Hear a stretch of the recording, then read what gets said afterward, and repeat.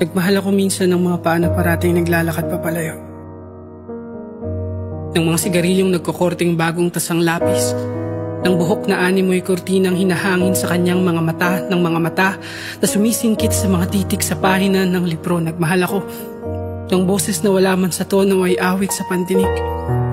Ng mga damit na ulap sa kanyang balikat. Pangarap liparin. Ng puso sa madilim na kakahuyan ng kanyang mga kinikimkim na maligno. Nagmahal ako ng mga paa na parating naglalakad papalayo.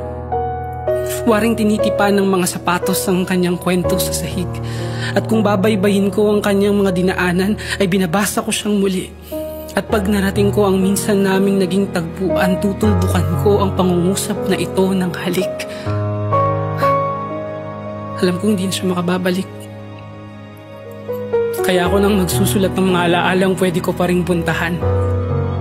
Pinagpapaalam ko na ang ilan dito ay maaaring mga kasinungalingan. Pero hindi ko sasabihin kung alin. Makasarili tayo minsan sa pagpili ng mga isusulat na alaala. At ganito ko siya gustong alalahanin. Sa ganitong paraan ko lang siya maaangkin.